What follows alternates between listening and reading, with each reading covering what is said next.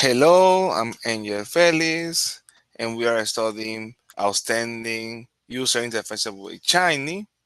We are going to cover today the chapter 2. We are going to continue this chapter today, and we have this objective: understand how Shiny inputs work and understand how we can create our own Shiny inputs. We were using some example how the binding in the client side can impossibilitate the interaction in our Shiny app. So the binding is the keyword to manage our socket. We saw some example last week. We see that all these tags can have a click button, and most of the inputs in Shiny have this tag input, and they serve the value here. And how we are going to use the type and the class to identify the input and define our binding. We need to follow all these steps. And these steps are basically defining methods in the binding that we are creating. After writing all the binding, we are going to place as a JavaScript uh, dependency as we did for CSS. Just changes the point JavaScript extension, and we were watching the example step by step how to create this input, like how to call the first method define to find the class, how we can create new bindings using the generator from the Shiny object in JavaScript, and how we can register that. And we were watching that step by step in the prior class. We were watching how the functionality was arising, the callback, the how to detect the keyboard. Uh, Also, we define a get rate policy. Like, we don't really want to date the server every time we type. Just after they stop typing, basically, to don't over to don't make our server work more than needed.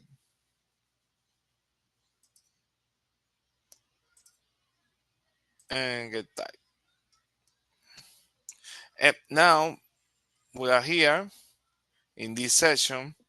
That what happens if we want to edit an existing binding? Uh, and let's see first our application with JavaScript. So we just copy this code, just paste it somewhere here, try to run it. Ah, yeah, I don't have this library here. Yeah, we need to start it. I think,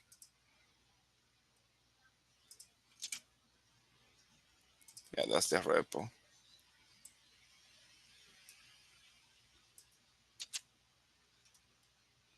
So it will be install packages.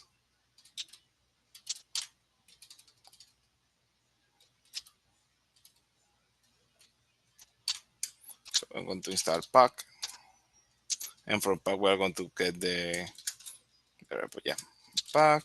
Now we already cache it. Now we just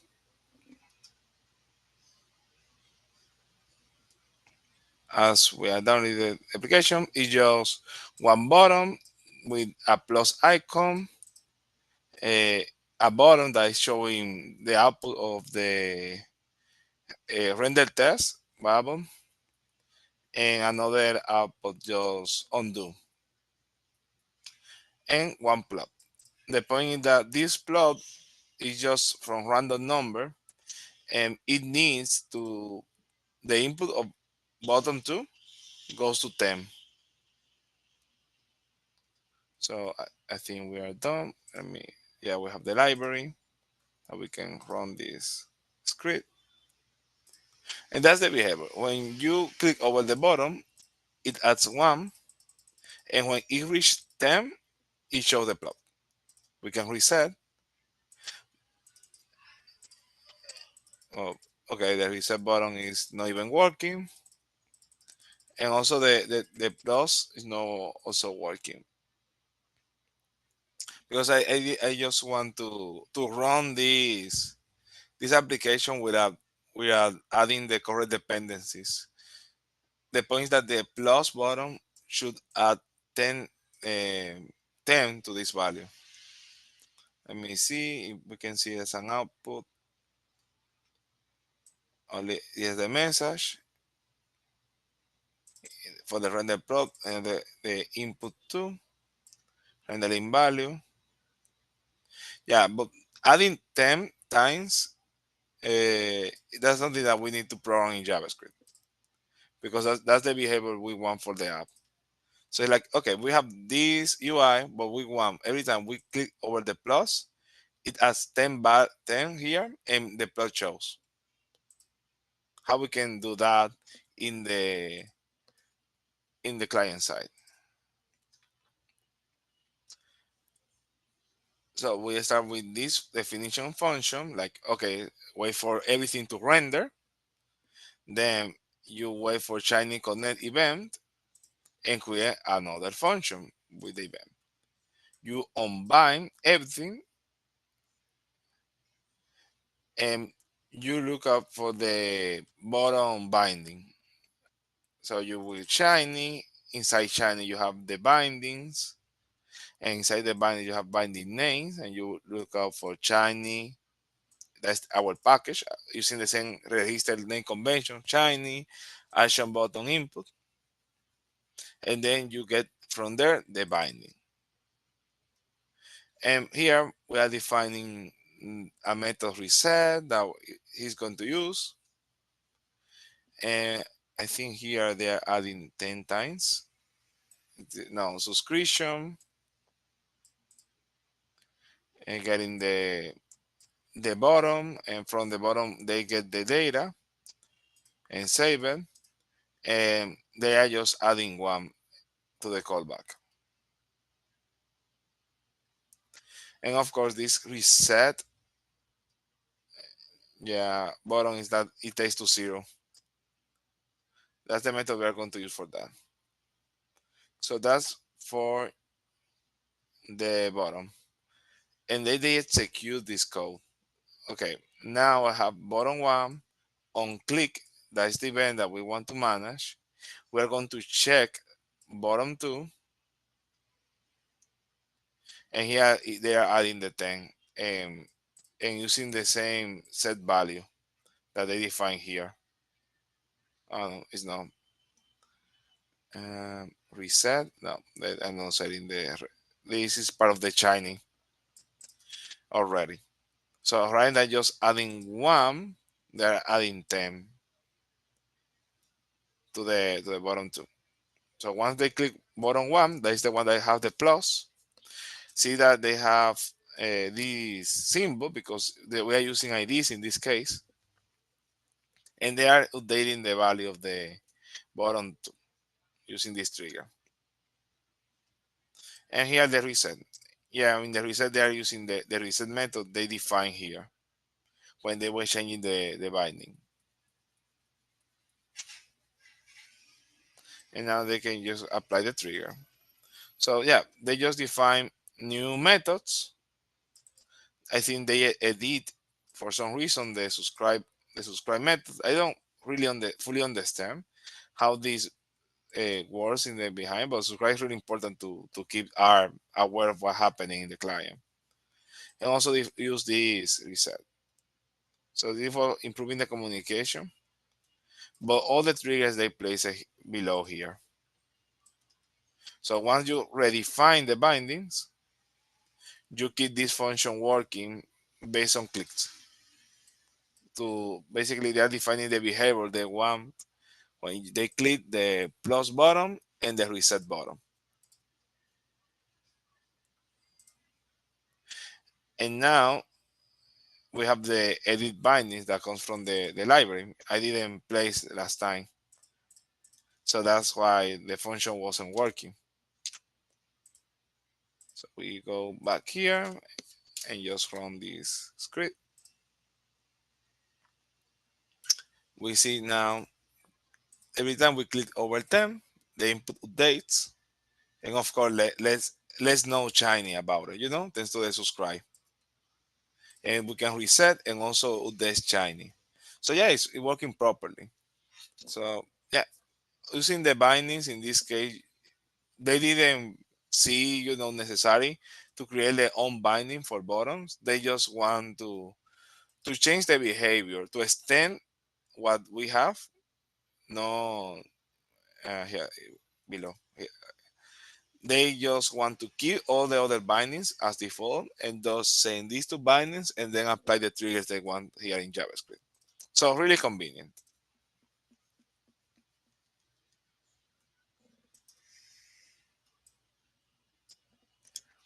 Okay, the other topic we want and we need to see is secondary inputs, capturing the state of a bot.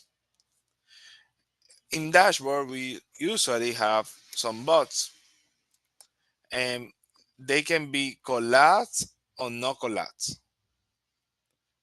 If we somehow store that information in an input, then we can, collapse and uncollapse our Shiny app. We can make our Shiny app reactive to those situations. Like, okay, I know that this bot is uncollapsed and we are going to make these other changes. I know I have more space, for example. Once collapsed, uh, we can we can make this picture bigger, for example, and you can use that behavior in your advantage. And let's say that it's really important that you define in your function the input some ID. In Shiny, they use the word input ID, but in this case, we're going to only use the word ID for describing these secondary bindings, these inputs.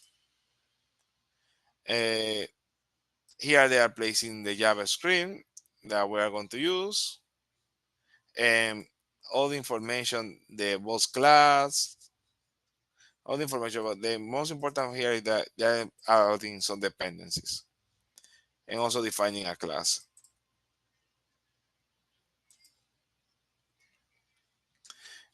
In the boss dependency, they just refer to the JavaScript file. In this case, inside the package, and they also define a same message function for the bots. So we can collapse and uncollapse the bots. Here's the binding definition. So you start using a new binding and say, okay, you are going to look for any element with the class bots. Perfect, easy.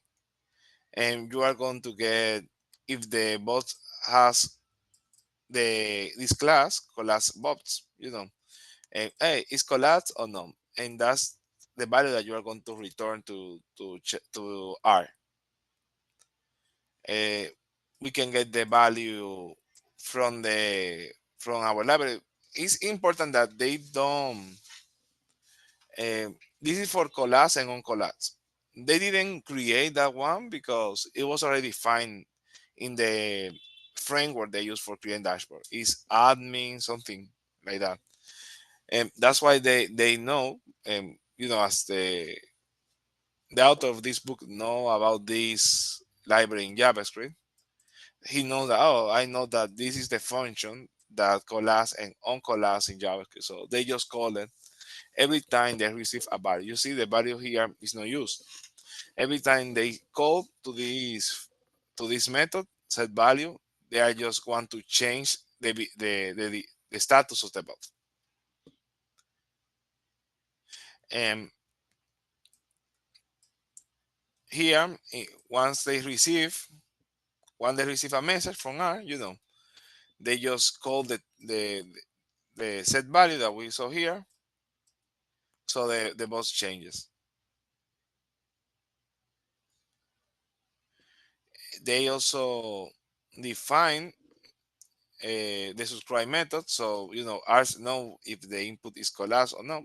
So they on click, and that we get collapsed. I don't know how he knows that he needs to apply this method, but he does also.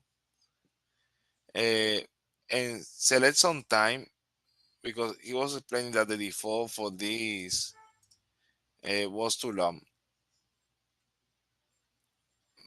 And what else? And on change also. Yeah, they're defining the times to send message to R.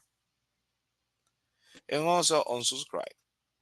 And that's basically everything. He just create, okay, find the bots, send message of the status, and change the status of the bots. That's basically change the status of the bots, enter what you are doing, please. Keep me informed. That's everything they did. They registered the binding as a bot's input, and they also, yeah, that's the framework they use for dashboard. Admin LTE, and they define the animation speed just to 10 milliseconds, because 5 milliseconds seems to be too slow.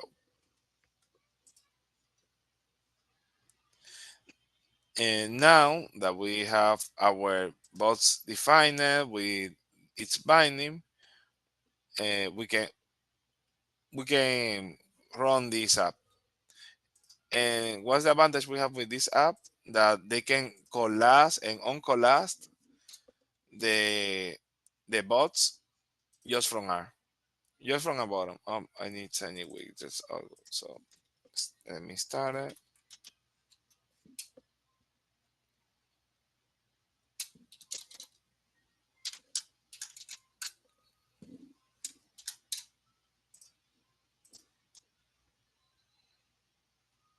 So we can click here and collapse the bots on collapse. Of course, that's the default behavior.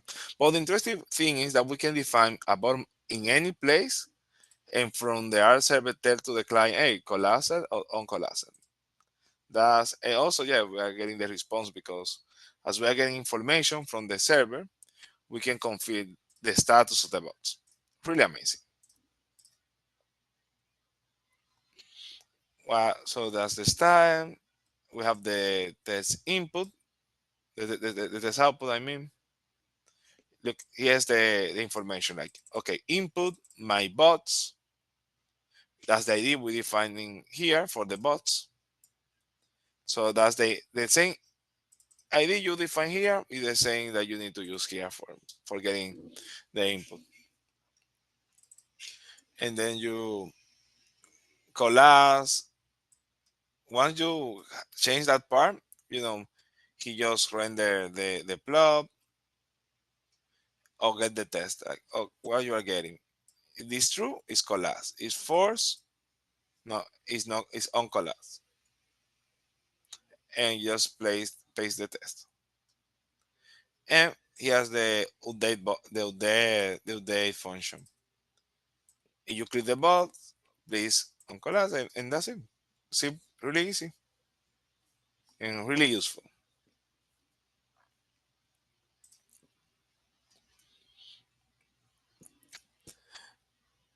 And in this session, they go step by step how we can avoid using the render UI function, because rendering all the HTML in the server side is also really demanding for our server. So we don't really want to do it. And by changing and defining the behavior we want to see in the client side using JavaScript, we can make faster applications.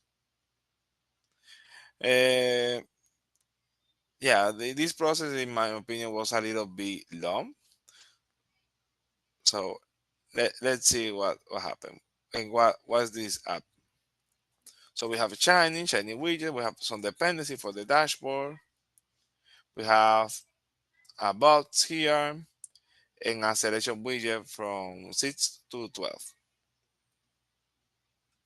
Yeah, basically we are going to see that the render process is slow.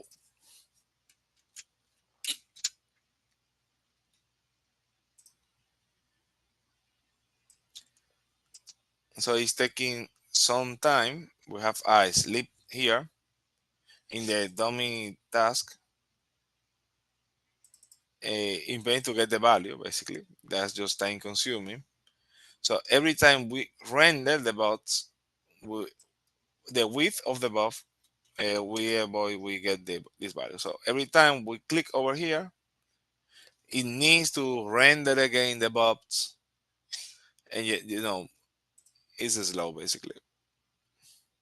The I modified with this example because I didn't see it as slow as he was explaining.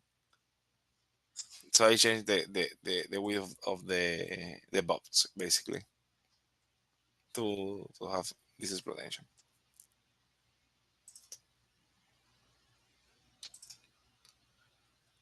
Well, yeah, we start making the same thing. Like, okay, let's define a second function for bots now, so we can have this behavior in the client side. So we define our ID. We also define all the attributes we want to change. And this, let me see, they just starting the function like confirming what title we are getting. You have some tasks.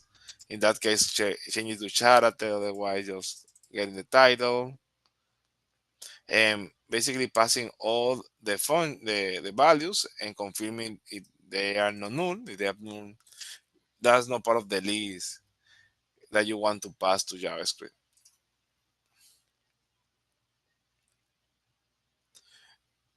They define here uh, convert properties to a JSON y embed the JSON in a script data for attributes in pointing to the unique ID parameter. They just place the script here they want to have.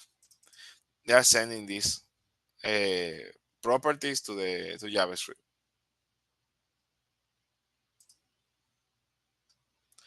Add the configuration tab to the bot's output. Here we have the configuration tag. Attach the not yet designed JavaScript dependencies in the tag list.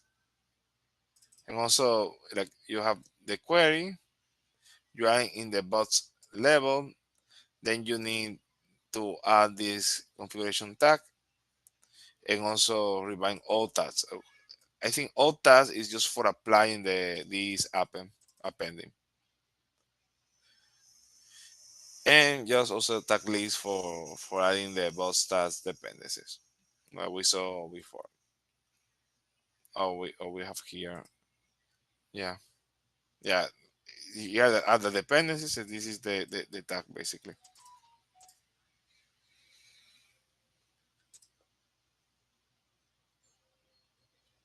And they also update the update function to get a second function, and they just define to action toggle and update,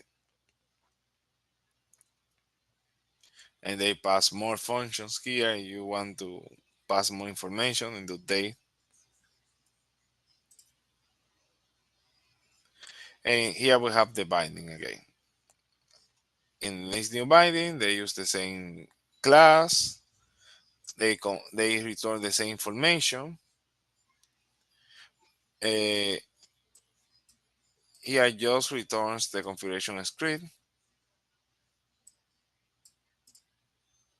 So in this case, you have the document, go back to the parent from the bots, and then you find the element ID. Type the script that the for the current ID.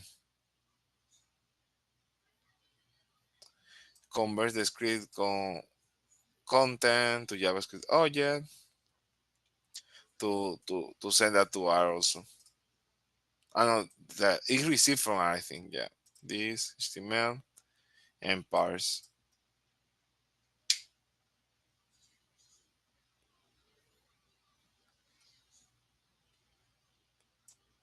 Update the width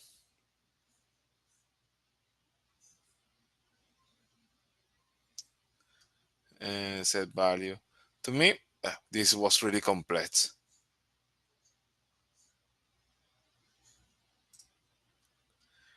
And now, I didn't understand one thing. mhm, Compared to the previous box example, was this input binding thing the only difference? Because I think this is where they do the work for uh, ignoring the render UI part.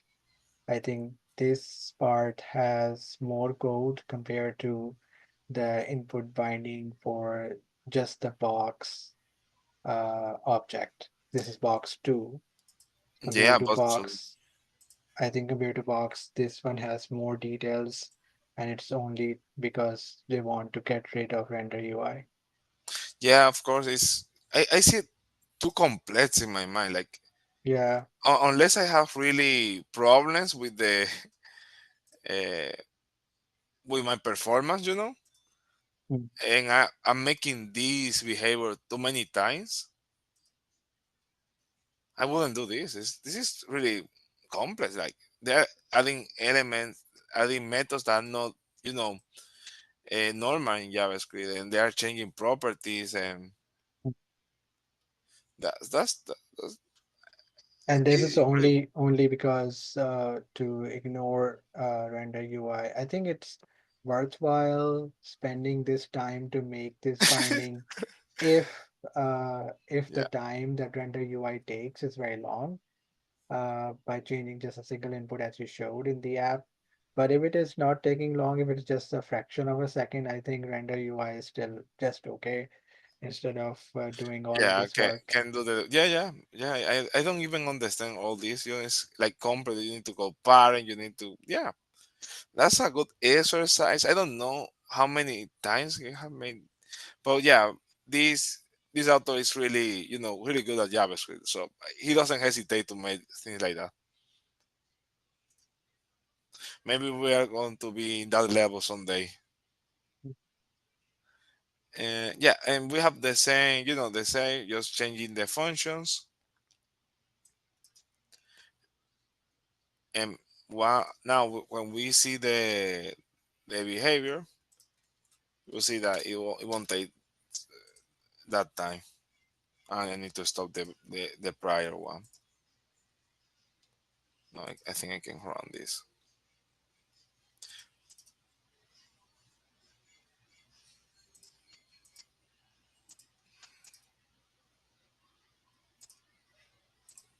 Did I miss something here?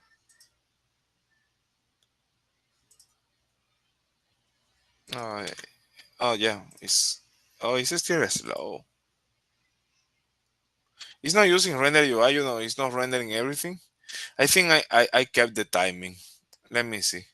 It's in problem in my side. Like, okay, I kept yeah. I still have the 5 seconds. It's not Yeah. faster. Mhm. But the point is, you see that is no. We are not rendering the page again every time. I click. I kept the seconds, but it just updating the UI. Yeah, basically, you are not rendering again the element. You just changing the classes. Yeah, it's really nice. Maybe you have written a really UI, demanding app that can be really useful because yeah, it's faster.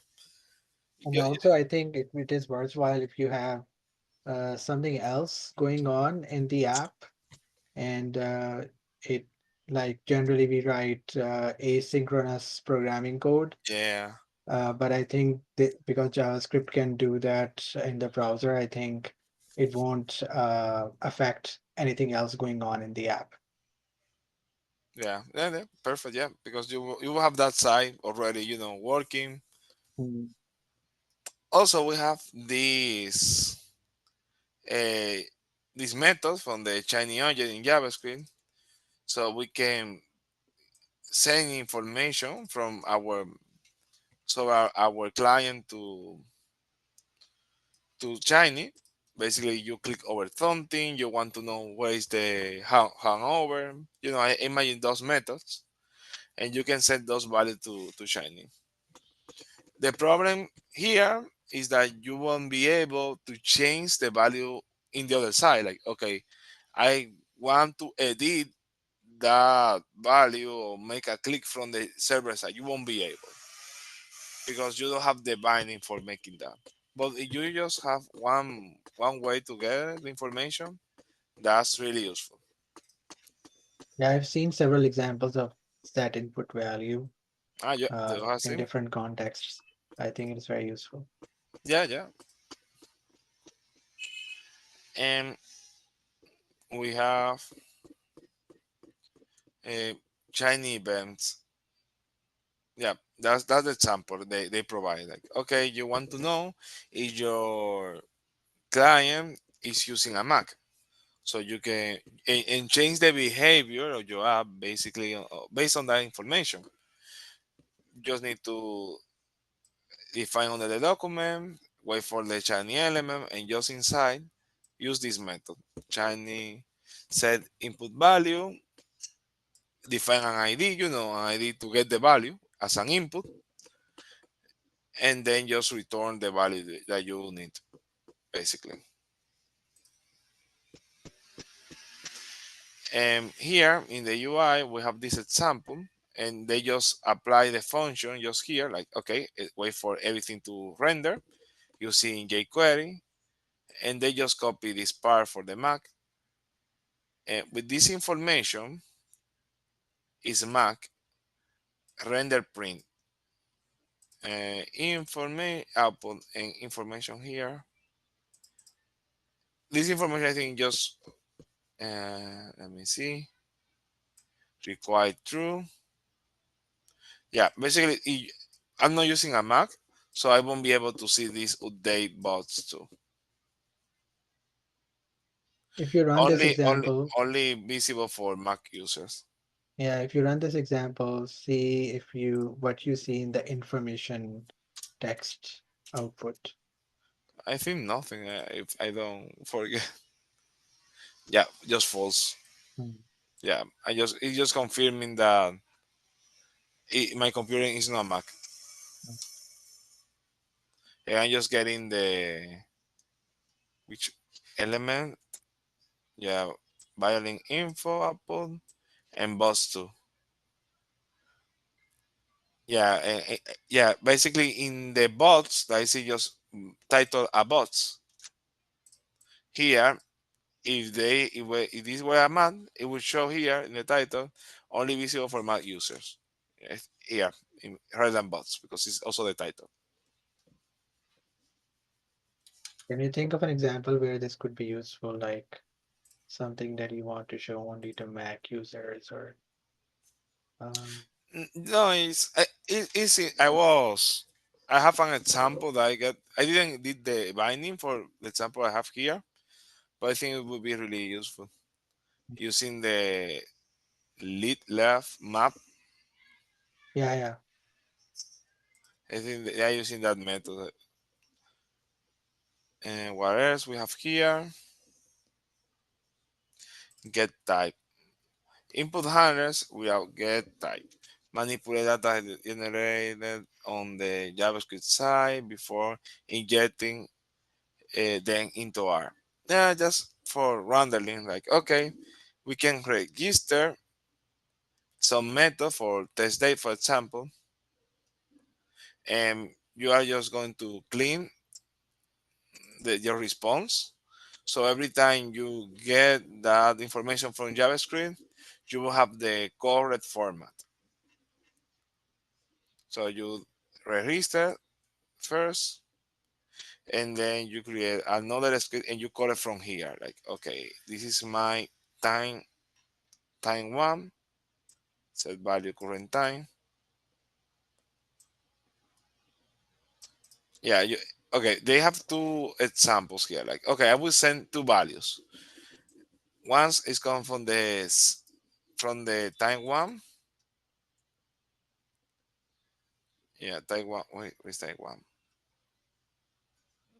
So I don't see the. This is output.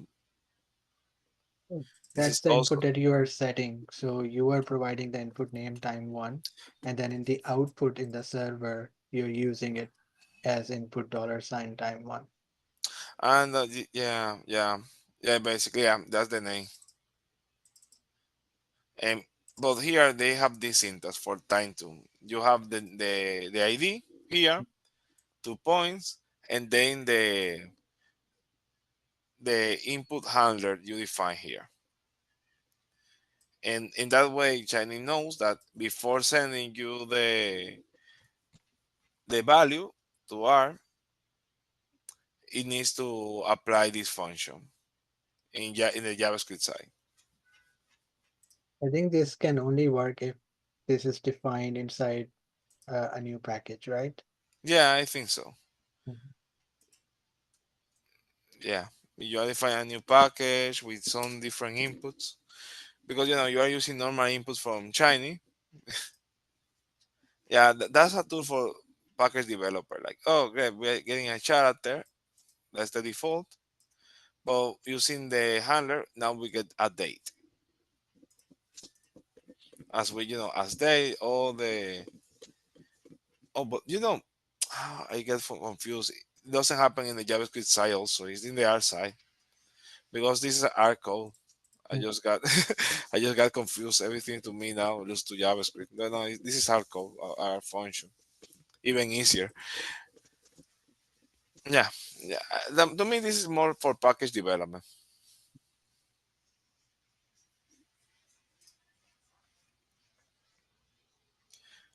And yeah, and they also and now they explain the same thing here that there was the ugly way, the easiest way to understand what's going on. But now let's break it down into different functions so we can have a more cleaner and more organized view. So you check, oh, does the value inherit date? Yeah, you place date. So that's the function is date from Lubri date. It's the same, just a way to find out classes. Then you define your input ID, the type test, input test, the value, the data type, and this is the new attribute, the type. So you have date or null. And they use this function on load when people call your package. They will load this function. The, like every time you load the package, it will just run this function and we will help you to clean the data.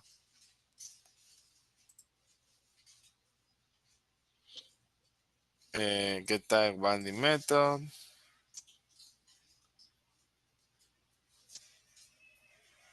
its number return. Yeah, he's explaining here that you also can apply more than one method. Like, okay, I have one box here, but I will sometimes use as a test date or use it as a test number. If you have test number, they define another handler. So okay, you have yeah. You just want to play as numeric, no as a date,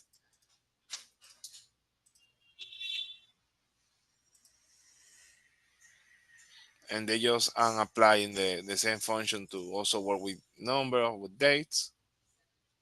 This data type, yeah, is what we tell to the function whether we are going to use the bots for dates or for numbers.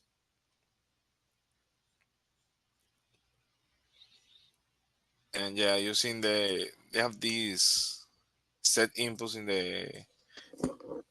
the book.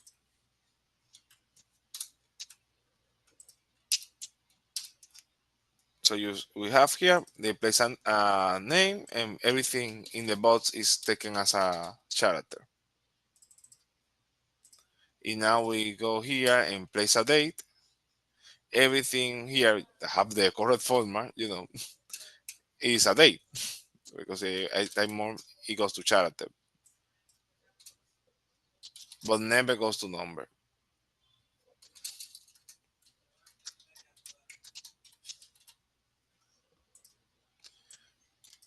And we place here to numeric, but even though we apply the format for a date, it won't pick it basically because it's not looking for dates.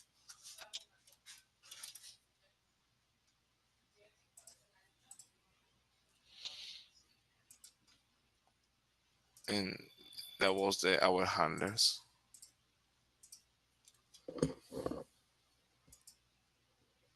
Yeah, that was basically our chapter of how to create input bindings. For real, we need the more complex your application, the more JavaScript you need to write, the more JavaScript you need to know.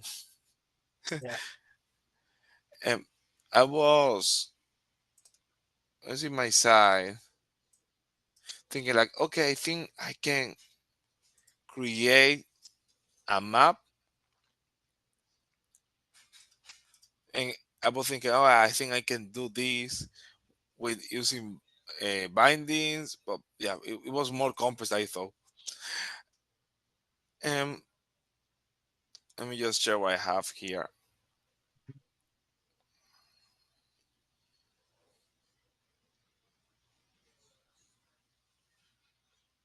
Oh, it's taking to restart more than I thought.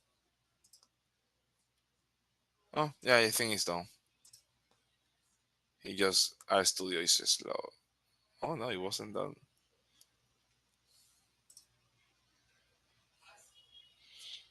Yep, that's just a basic map from the New York. And the I was thinking that okay, if I always need to click over here and pick some song, it would be like hard to me or to anybody to select a start and an endpoint from over a taxi trip. And so I just discovered, I don't know, that we have input bindings here. I was inspecting this. Okay, okay. I will find out what's the element that we have this shape here. And sourcing here, I find out that we have something like JavaScript. Oh, but it's not. It's the component.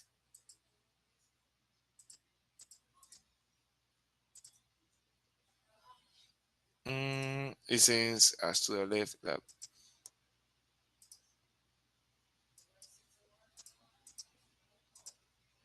got it. I was using the map for making that map before.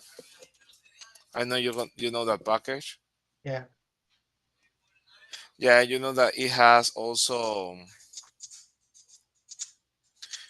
it have a really great options to create maps, interactive maps. Let me see, team map versus map view samples.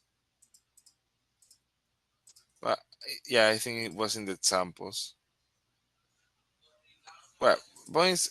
I was using the view option, the map view option here to create my map, and I find out that it was creating some bindings, and I tried to figure out that, but at the end was too hard. So what I did just to use the proxy one, and it's amazing because it's really similar to the same function. that was that I create myself, and then after making up, uh, I asked Cloud to check it out, and it created really great UI. I just open the same one. No, this is up. Yeah, I need to stop it first before calling the new one. But the good thing here is that you can click here and the yeah I will update the input and then click to the endpoint and click vice versa and get rid of them. So are you using the shiny set input value for this? The shiny?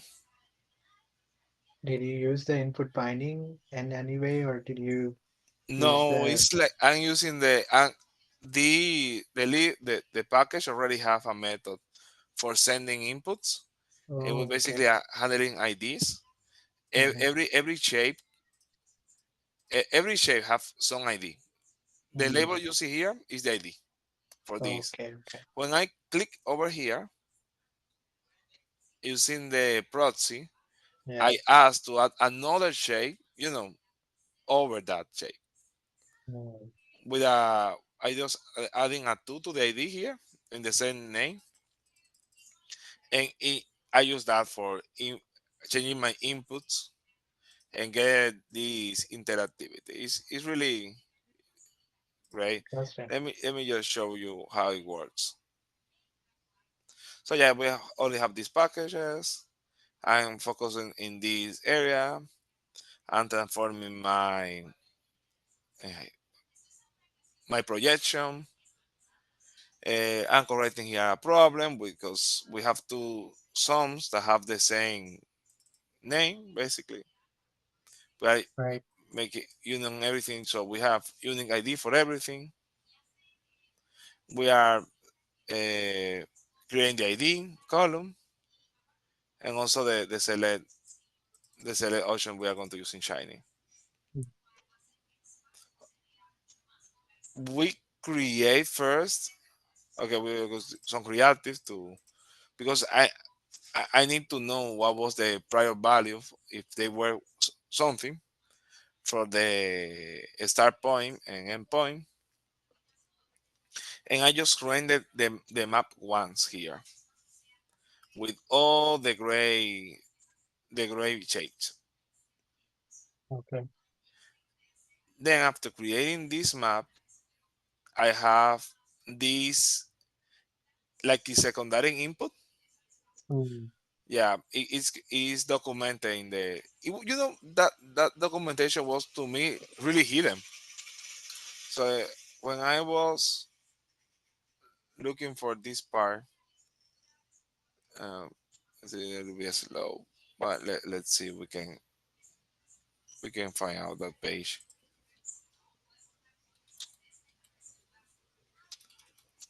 Yeah, it's basically this article.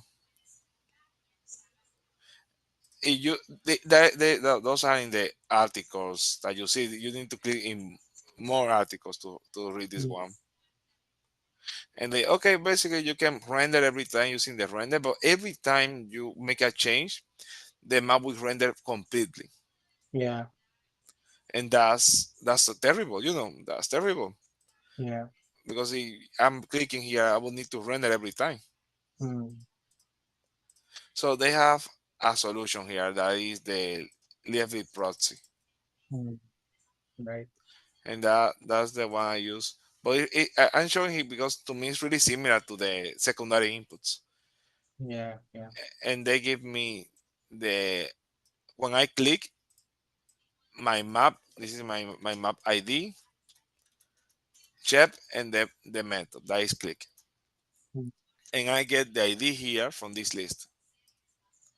It just gave me little information like latitude, longitude. Let me see. There, here's the option. And that information they're providing latitude, longitude, and ID. That's it. Interesting, very interesting. This reminds me that eCharts for R package, they also have the proxy feature, just like this one. where you don't have to re-render the full chart and it will just add new points to it. I think that's In the which same bucket? concept. E-charts for R. Each chart. Okay. Yeah. Okay, perfect. They also have, I think it's in their newest version, they have Mhm. implemented the proxy.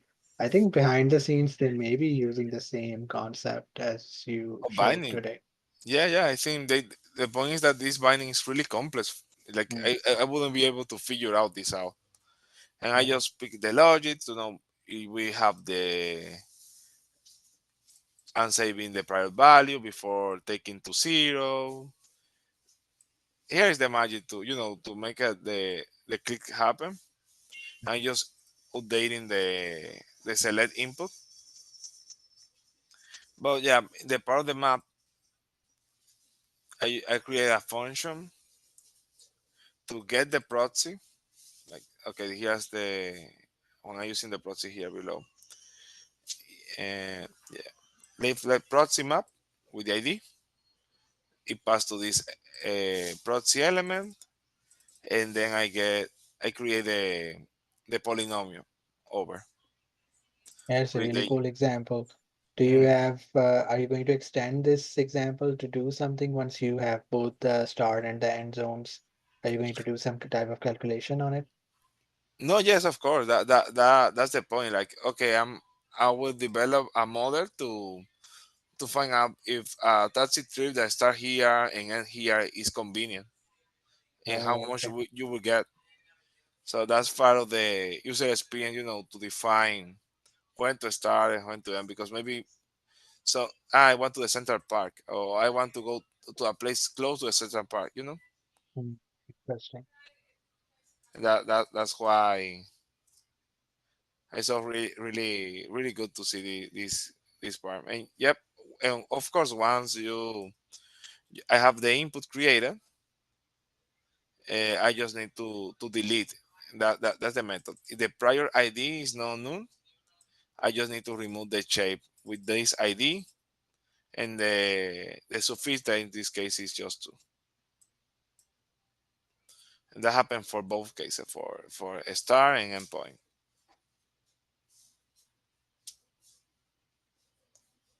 And that's it. Yeah. So basically,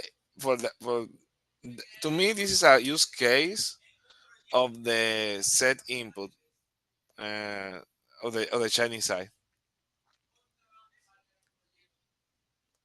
Uh, of course, I'm editing the server side through this input element because it's like a little way to trick, because at the end, using this input, I'm sending the message because I link the behavior to this part. Right. But to me, yeah, perfect because I really need this information to then run the prediction.